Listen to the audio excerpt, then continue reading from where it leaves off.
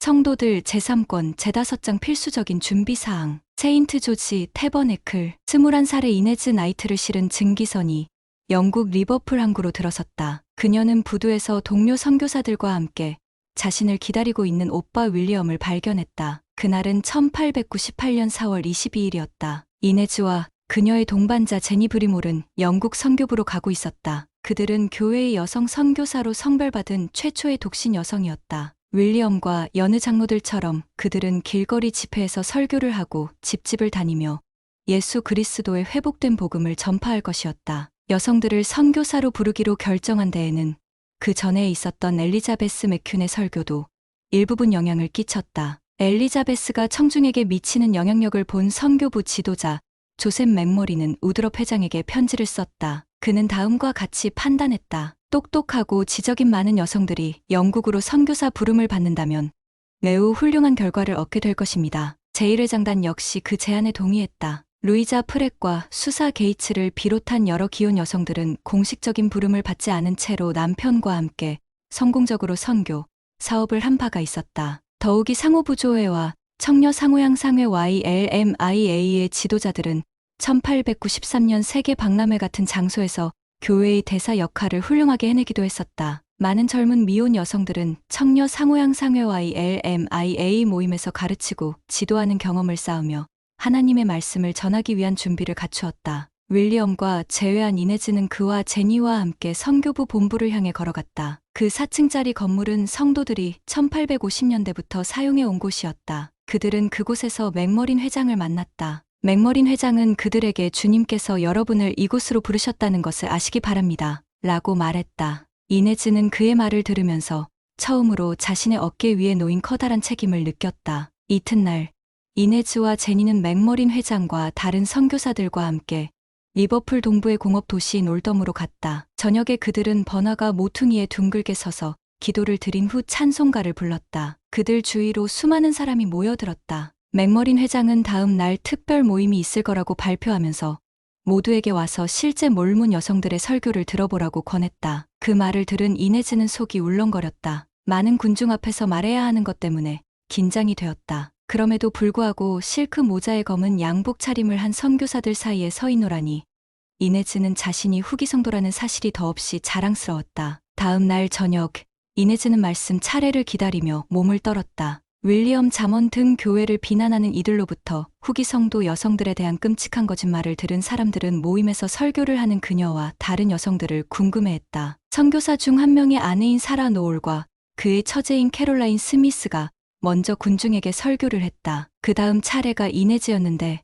그녀는 두렵긴 했지만 자신이 말을 너무도 잘하는 것에 스스로 놀라워했다. 이네즈와 제니는 곧 첼트넘에서 봉사하라는 명을 받았다. 그들은 집집을 찾아다니고 길거리 집회에서도 자주 간증을 전했다. 또한 초대를 받은 집에 가서 사람들을 만나기도 했다. 그들이 전하는 말에 귀를 기울이는 사람들은 대개 그들을 잘 대해주었지만 이따금씩은 조롱하거나 거짓말을 한다고 비난하는 사람도 있었다. 잘못된 정보를 바로잡기 위한 노력은 영국 태생의 후기 성도 학자인 제임스 이 탈메지가 영국 전역을 다니며 유타와 미국 서부 성도들에 대한 공개 강연을 하면서부터 탄력을 받기 시작했다. 그의 강연은 유명한 홀에서 열렸고 수백 명의 사람들을 끌어모았다. 제임스는 강연을 하면서 입체 환등기라는 장치를 이용해 유타의 모습이 담긴 고화질 이미지를 대형 화면에 투사함으로써 청중에게 유타 주민들과 장소들을 생생하게 전달했다. 강연에 참석한 한 남성은 잠언의 강연과는 아주 많이 다르군요. 라고 말하며 자리를 떴다. 한편 이네즈와 제니는 더 많은 여성이 선교사로 봉사하기를 희망했다. 그들은 선교부 지도자들에게 편견을 깨트리고 진리를 전파하려는 우리의 노력을 주님께서 축복해 주심을 느낍니다. 라고 보고했다. 우리는 시온에 있는 많은 합당한 젊은 여성들에게도 우리가 지금 누리는 것과 같은 특권이 허용될 것이라고 믿습니다. 왜냐하면 우리는 그들이 많은 선한 일을 행할 수 있다고 느끼기 때문입니다. 이네즈 나이트와 제니 브리몰이 영국으로 떠날 무렵 히린이 화항가는 전임 선교사로 뉴질랜드 웰링턴에 도착했다. 제1회장단은 1898년 초에 부름장을 보냈고 히린이는 즉시 화답했다. 그는 저는 필요한 모든 준비를 할 것이며 예수 그리스도 후기 성도 교회의 장로로서 제 부름을 영화롭게 하기 위해 노력할 것입니다. 라고 제1회장단에 말했다. 독신의 여성 선교사들과 마찬가지로 희린이의 선교 사업은 교회의 역사에 하나의 이정표를 세웠다. 마오리족 가정 선교사들도 이따금씩 뉴질랜드의 장로들을 돕긴 했지만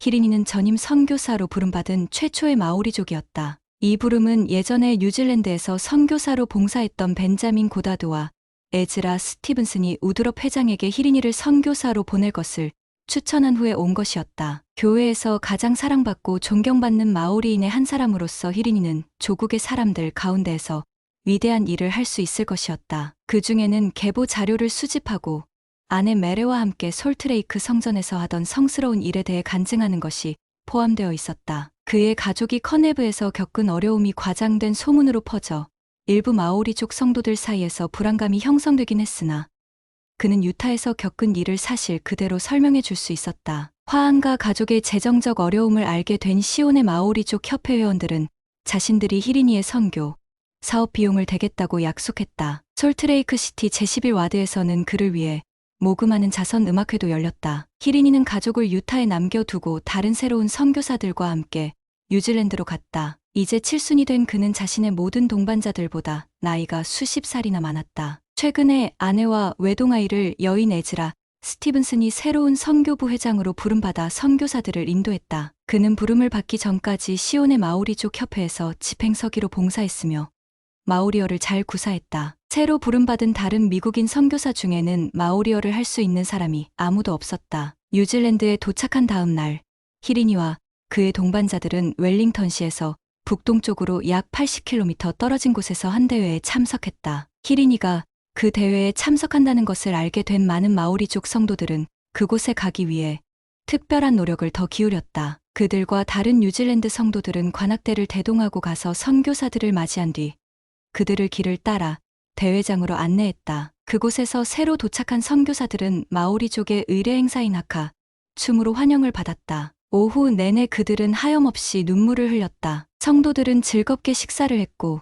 희린이의 친척들은 마오리족의 전통 인사법에 따라 희린이와 악수를 하며 이마와 코를 맞댔다. 그런 후에 선교부 회장은 마오리족 성도들을 근처 현관으로 안내했다. 그곳에서 그들은 희린이 주위로 모여들었고 희린이가 북섬으로 돌아온 것을 환영하는 연설을 했다. 그들은 새벽 2시가 넘어서야 잠자리에 들었다. 다음 날 희린이는 성도들에게 조셉 스미스와 신권 권세 그리고 시온의 마오리족 협회가 하는 일에 대해 설교했다. 또한 성도들에게 계보 자료를 수집하고 죽은 가족들을 위해 성전 사업을 하도록 요청했다. 대회가 끝난 후 성도들은 집으로 돌아갔고 희린이와 에즈라는 선교부 순회를 시작했다. 1898년 봄 쿠바의 아바나 해안에서 미국 전함이 폭발하자 미국과 스페인 사이에 긴장감이 고조되었다. 신문들은 그 폭발로 인해 스페인을 비난하고 스페인의 통치로부터 독립을 쟁취하려는 쿠바인들의 투쟁에 대한 가슴 아픈 기사를 실었다. 미국 전역의 분노한 시민들은 쿠바를 위해 이 일에 개입할 것을 의회에 촉구했다. 유타의 교회 지도자들은 스페인과 전쟁을 하는 사안에 대한 의견이 분분했다. 1846년부터 1848년까지의 멕시코 미국 전쟁을 위해 몰몬 대대를 파병한 것을 제외하고 교회는 무장 충돌이 일어나는 중에 성도들에게 입대를 경계한 사례가 없었다. 조지 큐 캐넌은 스페인과의 교전을 찬성했지만 조셉 F. 스미스는 전국을 휩쓸고 있는 전쟁 열기를 한탄했다. 에멀라인 웰스는 전쟁을 지지하는 글과 반대하는 글 모두를 우먼스 익스포넌트 women's exponent에 실었다. 사도인 브리검 02세만큼 전쟁에 반대하는 목소리를 높인 교회 지도자는 없었다. 그는 솔트레이크 태버네클에서 열린 모임에서 복음의 사명은 평화이며 후기 성도들은 이를 조성하고 유지하기 위해 노력해야 합니다. 라고 천명했다. 그는 고조되는 갈등을 영감을 받지 않은 사람들이 파놓은 깊은 수렁이라고 칭하며 젊은 성도들에게 군에 입대하지 말라고 촉구했다. 교회에서 논란이 생길 때마다 거의 윌포드 우드럽은 보좌들인 조지 큐 캐넌과 조셉 F. 스미스에게 의지하며 형제님들은 이것에 대해 어떻게 생각하십니까? 라고 묻곤 했다. 하지만 브리검 2세의 발언 내용을 알게 된 선지자는 곧바로 그를 질책했다. 최근에 들어서야 교회와 미국의 관계가 개선된 마당에 우드럽 회장은 교회의 중요 지도자들이 국가에 불충하는 듯이 보이는 것을 원치 않았다. 그런 발언은 매우 현명하지 못한 것이고 해서는 안 되는 것이었습니다. 우드럽 회장은 이렇게 말했다. 우리는 이제 이 국가의 일부이며 정부의 나머지 시민들과 함께 우리의 몫을 해야 할 의무가 있습니다. 브리검 2세의 연설 다음 날인 1898년 4월 25일, 미국은 스페인에 선전포고를 했다. 대절의 Evening News Desert Evening News는 미국에 대한 성도들의 충성을 확언하는 사설을 실었다. 그들은 전쟁을 사랑하는 사람도 피해 굶주린 사람도 아니다. 그럼에도 불구하고 그들은 모든 정의로운 대의에서 우리의 조국을 변함없이 확고하게 지지한다. 곧 600명 이상의 유타 사람들이 전쟁에서 싸우기 위해 미군에 입대했으나 그 전쟁은 단지 몇 달 만에 끝이 났다. 그 무렵 윌포드의 건강은 점점 쇠약해졌다. 6월 초에는 조지 큐 캐넌이 경미한 뇌졸중을 앓았다. 캘리포니아에 있는 교회의 친구들에게서 초청을 받은 두 사람은 샌프란시스코의 온화한 기후가 휴식을 취하고 건강을 회복하는데 도움이 되기를 희망하며 그곳으로 향했다. 그곳에서 그들은 의사의 진찰을 받고 친구들을 방문하고 그곳 지부의 성도들을 만났다. 8월 29일 윌포드와 조지는 마차를 타고 태평양 옆에 있는 공원을 지났다. 두 사람은 바다에서 밀려온 파도가 해안에서 부서지는 광경을 바라보았다. 그 풍경을 보면서 윌포드는 교회 초창기에 선교사로 일했던 시절에 대해 이야기했다. 그는 아버지와 새어머니에게 복음을 전했던 일을 회상했다. 두 사람은 윌포드의 첫 아이가 태어나기 직전에 침례를 받았다. 윌포드가 조지를 만난 것은 그로부터 1년 반 후의 일이었다. 당시 윌포드는 영국으로 처음 선교 사업을 나온 젊은 사도였고 조지는 책을 좋아하는 13살 소년이었다. 거의 60년의 세월이 흐른 지금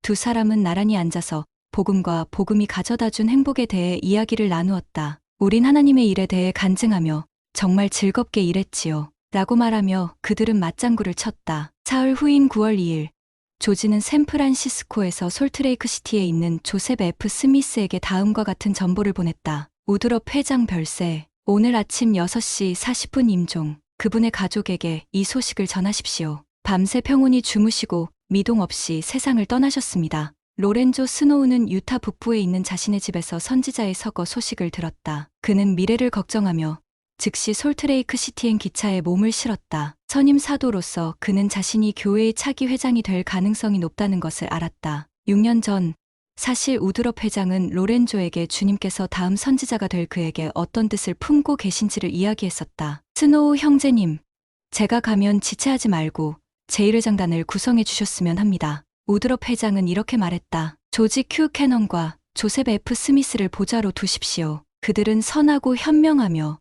경험이 풍부한 사람들입니다. 그러나 로렌조는 그 직책을 맡는 것에 대해 걱정이 많았다. 교회 재정 상태를 생각하면 유달리 그랬다. 히버 제이 그랜트와 다른 사람들의 노력에도 불구하고 교회는 여전히 부채의 늪에 빠져 있었다. 일부 사람들은 교회의 부채가 최소 100만 달러는 될 것이라 추정했다. 로렌조도 부채가 300만 달러는 되지 않을까 생각하며 두려워했다. 우드럽 회장의 서거 이후 며칠 동안 로렌조는 12사도 정원회의 회장으로서 교회 업무를 지휘했다. 그럼에도 그는 자신이 매우 부적격하다고 여겼다. 장례식 다음 날인 9월 9일, 로렌조는 12사도와 모임을 했다. 여전히 자신이 그 부름에 적당하지 않다고 여긴 그는 12사도 정원회의 회장직에서 물러나겠다고 제안했다. 그러나 사도들은 그를 자신들의 지도자로 계속 지지한다는 의사를 표했다. 그 무렵 로렌조는 어느 저녁에 솔트레이크 성전에서 주님의 뜻을 구했다. 자신의 새로운 책임에 대해 생각하면 우울하고 좌절감이 들었다. 성전복으로 갈아입은 그는 주님께서 자신을 깨우쳐 주시기를 간청했다. 주님은 그의 기도에 응답하셨다. 주님은 로렌조에게 즉시 제1회장단을 재조직하라는 우드럽 회장의 권고를 따라야 한다고 분명하게 알려주셨다. 조지 큐 캐넌과 조셉 F. 스미스는 그의 보좌가 되어야 했다. 로렌조는 동료 사도들에게 그 계시에 대해 이야기하지 않았다. 대신 그는 그들이 어떻게 해야 할지에 대해 자신이 받은 것과 똑같은 영적 증거를 얻기를 바라며 기다렸다. 정원회는 교회 재정 문제를 논의하기 위해 9월 13일에 다시 한데 모였다. 우드럽 회장이 서거함에 따라 교회는 이제 교회의 현세적 업무를 처리할 관제인이 없었다. 사도들은 이 책임이 결국 차기 교회 회장에게 돌아갈 것임을 알고 있었다. 그러나 12사도 정원회는 새로운 제1회장단을 구성하기 전에 항상 1년 이상을 기다렸었다. 성도들이 새 회장을 지지할 때까지 당분간은 누군가가 교회 업무를 수행하도록 승인해야 했다. 사도들이 이 문제에 대한 해결책을 논의할 때 히버 제이 그랜트와 프랜시스 라이머는 단순히 새로운 제1회장단을 구성할 것을 제안했다. 스노우 회장님, 만일 주님께서 회장님에게 그것이 지금 마땅히 해야 할 일이라는 것을 분명히 알려주신다면 저는 관제인뿐 아니라 교회 회장에 대한 투표를 할 준비가 되어 있습니다. 라고 프랜시스가 말했다. 다른 사도들도 곧바로 그 의견을 받아들였다. 조셉 F. 스미스는 그들이 로렌조를 새 회장으로 임명할 것을 제안했고 모든 사람이 그 제안을 지지했다. 로렌조는 제가 할 일은 최선을 다하고 주님을 의지하는 것입니다. 라고 말했다. 그런 후 그는 자신이 성전에서 받은 계시를 사도들에게 이야기했다. 저는 이 문제를 남자든 여자든 아무에게도 언급하지 않았습니다. 그는 이렇게 말했다. 저는 주님께서 제게 나타내신 동일한 영이 여러분 안에도 있는지 알고 싶었습니다. 사도들이 그 증거를 받았으므로 로렌조는 교회의 차기 회장으로 봉사하라는 주님의 부름을 받아들일 준비가 되어 있었다. 성도들은 한 달 후인 1898년 10월 연차 대회에서 로렌조 스노우와 조지 큐 캐넌, 조셉 F. 스미스를 새로운 제1회장단으로 지지했다. 스노우 회장은 교회의 재정 상황을 수습하는 것을 회장으로서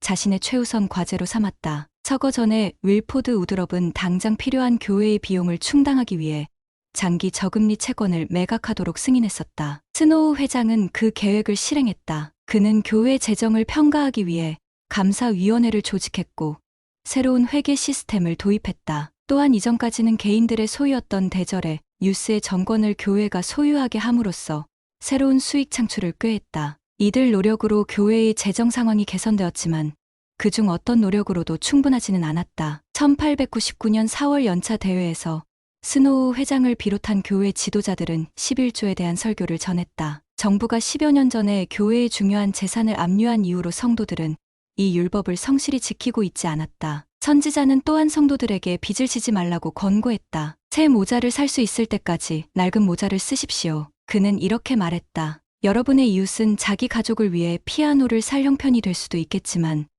여러분은 피아노를 사기 전에 피아노 값을 지불할 수 있을 때까지 기다리십시오. 그는 또한 현지 지도자들에게 교회 기금을 현명하게 사용할 것을 지시했다. 빚을 지는 것을 정당화할 상황이 있을 수도 있지만 그런 경우는 비교적 적습니다. 스노우 회장은 이렇게 말했다. 일반적으로 그것은 잘못된 것입니다. 5월의 어느 이른 아침, 스노우 회장은 자신의 아들 리로이가 방에 들어왔을 때 침대에 앉아 있었다. 독일에서 선교 사업을 마치고 막 귀환한 리로이는 아버지의 개인 비서로 일하고 있었다. 선지자는 아들을 맞아주며 이렇게 말했다. 세인트 조지에 가련다. 리로이는 깜짝 놀랐다. 세인트 조지는 483km 정도 떨어진 유타주의 남서쪽 구석에 있었다. 그곳에 가려면 기찻길이 놓인 최남단까지 기차를 타야 했고 그런 다음에는 나머지 길을 마차로 이동해야 했다. 85세 노인에게는 길고 버거운 여행이 될 것이었다. 그들은 몇 명의 친구와 교회 지도자들과 함께 그달 말에 길을 떠났다. 먼지투성이에 지친 몸으로 세인트 조지에 도착한 일행은 스테이크 회장인 데니얼 메가더의 집으로 갔다. 그들은 그날 밤을 그곳에서 묵기로 되어 있었다. 호기심에 찬 스테이크 회장은 그들에게 여정의 목적을 물었다. 글쎄요. 스노우 회장이 말했다. 무슨 일로 세인트 조지에 왔는지 저도 모릅니다. 그저 영이 우리에게 가라고 해서 왔을 뿐입니다. 다음 날인 5월 17일 선지자는 세인트 조지 태버네클에서 성도들과 모임을 했다. 붉은색 사암 건물인 태버네클은 세인트 조지 성전에서 북서쪽으로 몇 구역 떨어진 곳에 있었다. 전날 밤에 안절부절 못하던 그는 굳건하고 기민한 표정으로 모임이 시작되기를 기다렸다. 첫 번째 연사는 스노우 회장이었다. 그는 일어서서 분명한 목소리로 성도들에게 말씀을 전했다. 저희가 이곳에 온 이유를 확실하게 표현할 수는 없지만 주님께서 우리에게 하실 말씀이 있으실 것 같습니다. 13년 만에 세인트 조지를 방문한 그는 그 지역 성도들이 부를 추구하기보다 하나님의 왕국을 우선시하는 것을 보게 되어 매우 기쁘다고 말했다. 선지자는 성도들에게 영의 음성을 듣고 주님의 말씀에 주의를 기울이라고 촉구했다. 천국으로 가려면 먼저 천국의 율법에 순종하는 법을 배워야 합니다. 우리가 그분의 율법에 순종하는 법을 빠르게 배우면 그만큼 빨리 하나님의 왕국에 다가가게 됩니다. 설교 도중 스노우 회장은 갑자기 말을 멈추었다. 장내는 쥐죽은 듯 고요해졌다. 그의 눈은 반짝였고 그의 얼굴은 환하게 빛이 났다. 이윽고 선지자가 입을 열었을 때 그의 목소리에서 더 큰 힘이 느껴졌다. 하나님의 영감이 홀을 가득 채우는 듯했다. 그런 후 선지자는 11조에 대해 말했다. 세인트 조지의 성도 대부분은 완전한 11조를 내고 있었으며 선지자는 그들의 충실함을 인정했다. 그는 또한 가난한 사람들이야말로 가장 후한 11조를 내는 사람들이라고 언급했다. 그러나 그는 최근에 재정 위기가 끝나고 경제가 호전되고 있음에도 불구하고 다른 많은 성도들이 완전한 11조를 내는 것을 꺼리고 있다며 한탄했다. 그는 모든 성도가 그 원리를 엄격히 준수하기를 원했다. 이것은 시온을 위한 필수적인 준비 사항입니다. 다음 날 오후 스노우 회장은 태버네클에서 다시 말씀을 전했다. 그는 회중에게 다음과 같이 말했다. 이제 미래를 준비하며 올바른 기초 위에 굳게 발을 디디고자 하는 모든 후기 성도들은 주님의 뜻을 행하고 완전한 11조를 바칠 때가 되었습니다. 이는 여러분에게 주시는 주님의 말씀이며 시온 땅 모든 정착지에 주시는 주님의 말씀입니다. 스노우 회장은 솔트레이크 시티로 돌아오는 여정 중에 여러 마을에 들러 주님께서 계시하신 뜻을 간증했다. 그는 한 마을에서 성도들에게 다음과 같이 말했다. 우리는 61년 동안 11조의 법에 대해 가르침을 받아왔지만 아직도 이를 지키는 법을 배우지 못했습니다. 우리는 끔찍한 상황에 처해 있고 그것 때문에 교회는 속박되어 있습니다. 벗어날 수 있는 유일한 방법은 성도들이 이 율법을 지키는 것입니다. 그는 성도들에게 이 율법을 온전히 지키도록 요청하면서 그들의 노력을 주님께서 축복해 주시리라고 약속했다. 그는 또한 11조를 내는 것이 이제부터 성전에 참석하기 위한 확고한 요건이 될 것이라고 언명했다. 솔트레이크 시티에 도착한 그는 성도들에게 11조를 내도록 계속해서 촉구하며 주님께서 과거에 그들이 그 율법에 불순종한 것을 용서하시고 그들의 땅을 성결하게 하시며 그들이 해를 입지 않도록 보호하실 것이라고 약속했다. 7월 2일 그는 솔트레이크 성전에서 총관리 여권, 교회 본부 임원, 스테이크 회장단, 감독들과 함께 모임을 하며 이 율법에 대해 말씀했다. 주님은 우리가 과거에 11조를 내는 것을 소홀히 한 것에 대해 용서해 주셨지만 앞으로는 용서하지 않으실 것입니다. 우리가 이 율법에 순종하지 않는다면 잭슨군의 성도들처럼 흩어지게 될 것입니다. 모임이 끝나기 전에 선지자는 모든 사람에게 일어나서 오른손을 들고 11조의 법을 주님의 말씀으로 받아들이고 지키겠다고 서약하도록 요청했다. 그는 성도들에게 다음과 같이 말했다. 우리는 여러분이 이 율법에 부지런히 순종하고 이 말씀이 교회의 모든 회원에게 전해질 수 있기를 바랍니다.